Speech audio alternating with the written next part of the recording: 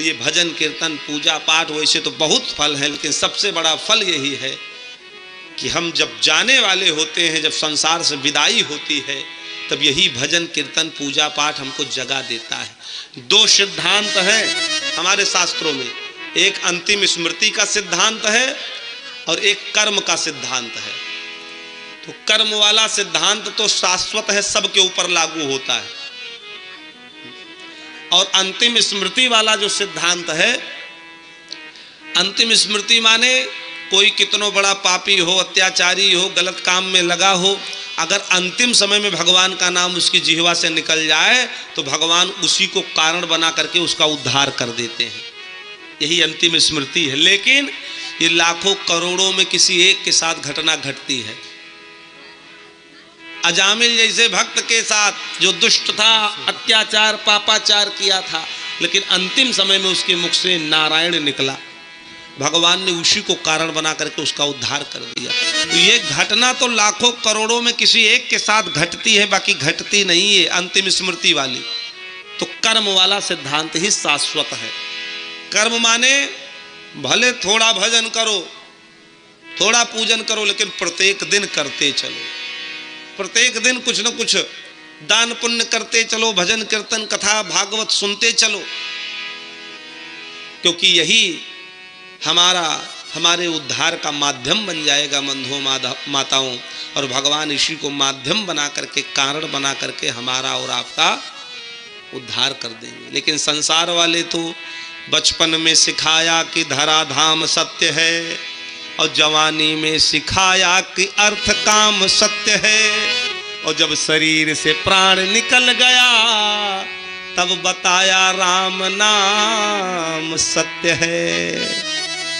बचपन में बताया भैया ये धराधाम धन संपत्ति यही सब सत्य है, जवानी में कहा बेटा ये अर्थ काम सत्य है, और जब शरीर से प्राण निकल गया, चार लोग ले चलने लगे शमशान घाट, तो पीछे वाले कहते जा रहे राम नाम सत्य है और सत्य में ही गत्य है।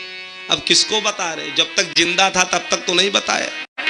एक बार चार लोग किसी मृत शरीर को ले जा रहे थे और राम नाम सत्य है ऐसा कहते हुए जा रहे थे।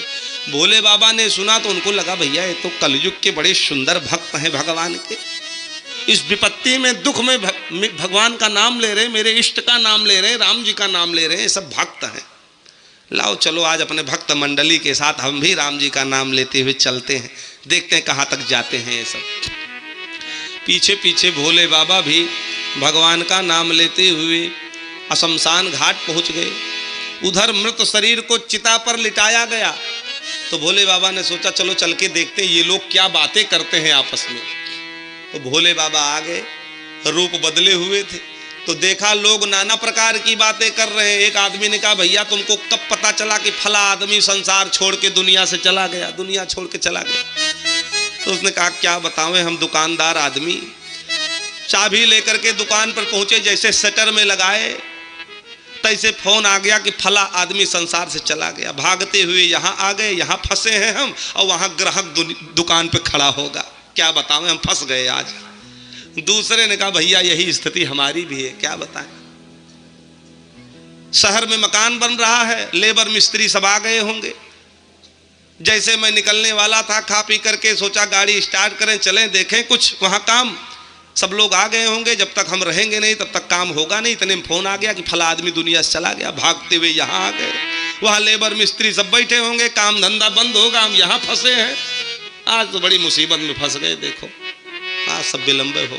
तीसरे ने कहा भैया ऐसी स्थिति हमारी है, आज बिजली का बिल जमा करना था और आज अगर नहीं जमा करेंगे लेट पेमेंट लग जाएगा। आज ही समय था, 12 बजे टाइम था, 11 यही बज रहा है, लग रहा हो नहीं पाएगा। तीसरे ने कहा भैया आज उधार पैसा मिलना था और समय दिया था 12 बजे का, 11 यही बज रहा है, लग रहा है आज पैसा मिलेगा नहीं, हम तो यहाँ फंसे पड़े हैं और उधार बहुत दिन से चल रहा है, आज अगर लटक गया तो फिर ऐसे ही मिलने वाला नहीं है। एक ने तो हद कर दी, उसने कहा देखो भैया हम सरकारी आदमी, अध्यापक आदमी, और एक ही छुट्टी बची थी, इस कमबख्त ने उसकी भी छुट्टी कर दी। इसको मरना था तो संडे को मर जाता, मंडे को मर गया, एक छुट्टी थी उसकी भी छुट्टी कर दी। भोले बाबा ने कहा ये संसार वाले स्वार्थी जीव सब अपनी अपनी बातें अंतिम समय में भी इस शमशान घाट पे भी कह रहे हैं, ये सब स्वार्थी भक्त हैं। इनसे अच्छा तो वो मुर्दा था, जाते जाते बता गया कि भगवान का नाम ही सत्य है, राम जी का नाम ही सत्य है। अरे ये सब जिंदे बेकार है, मुर्दा श्रेष्ठ है, लाओ उसको गले से लगा लूं। उसकी वजह से जिंदे राम नाम तो कम से कम बोल दिए। दौड़ करके गए, भोले बाबा लाओ गले लगाऊं। इतने में गए, जैसे पहुंचे तो वहां मुर्दा जल करके भस्म हो चुका था, शरीर में अग्नि प्रज्वलित हो चुकी थी, पूरा शरीर जल गया। भोले बाबा ने कहा क्या हुआ तुम जल गए, तुम्हारी राख तो अभी विद्यमान है। और वही गर्म गर्म राखें भोले बाबा ने अपने राख शरीर में लगा लिया।